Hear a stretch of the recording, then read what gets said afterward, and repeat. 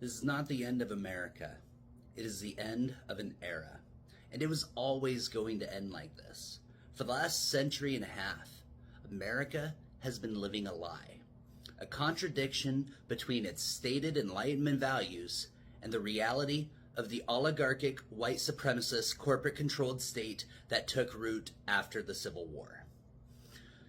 The Confederacy lost the battlefield, but won the war of governance. And every system we have today is still a continuation of that unfinished conflict. Now, it's collapsing. Trump's regime, Musk's takeover of the Treasury, the full-scale corporate seizure of the government, this isn't the destruction of America as a nation. This is the final unraveling of the illegitimate system that was built on the ruins of radical Reconstruction. And if we understand that, if we recognize this moment for what it is, we can make sure that what comes next is something better. This is not the fall of a nation. This is the end of the chapter where the Confederacy won.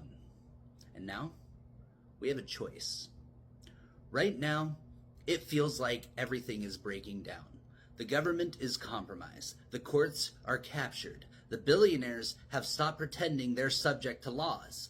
Every day, we wake up to more news that makes it seem like the America we thought we lived in is vanishing before our eyes.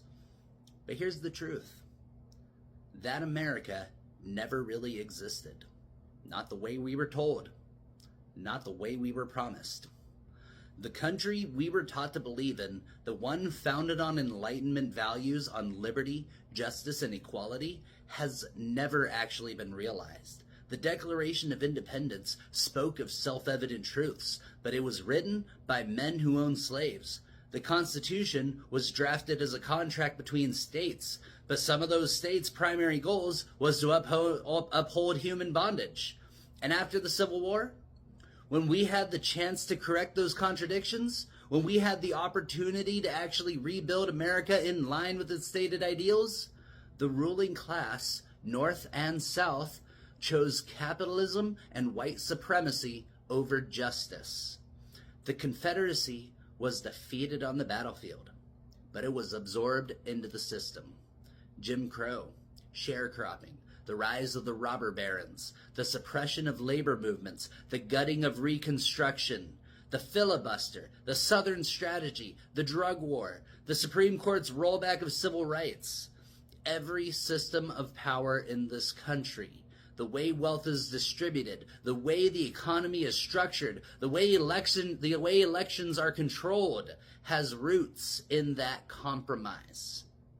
And now, the weight of those contradictions is too heavy to sustain. The oligarchs have lost faith in democracy. The billionaires have stopped pretending to care about civil society, and the political class is no longer interested in governing, only looting what's left before the collapse. This isn't just late-stage capitalism consuming itself. It's the illegitimate post-Civil War government finally breaking under its own hypocrisy. It was always going to end like this. But the question isn't whether the old system will fall. The question is, what do we do after? Here's something people forget. America is not just the federal government. The United States is 50 states, 3,000 counties, and 330 million people. The federal government may collapse. It may be seized by the oligarchy. It may become a hollowed-out technocratic dictatorship under Musk and Thiel's new monarchy. But the country does not cease to exist because the government is compromised. State governments still function. Local communities still operate. The infrastructure of daily life does not vanish overnight. That's why the ruling class is terrified. Because they know that even if they take the government, they don't control the people. And the people outnumber them 3 million to 1. They can buy every politician, own every corporation, control every media narrative, but they cannot rule without consent. And consent? That's crumbling. People are waking up. People are realizing that the entire system has been a scam, that capitalism was never about freedom, that democracy has been held hostage by a minority of elites for generations, that every institution has been rigged in their favor, and now, in their desperation to cling to power, they're showing their hand. They are not invincible. They are not gods. They are a handful of men who only rule because we let them. And the moment we decide we don't, it's over for them. The old system is dying. That much is clear. But America is not ending. It is waiting to be rebuilt.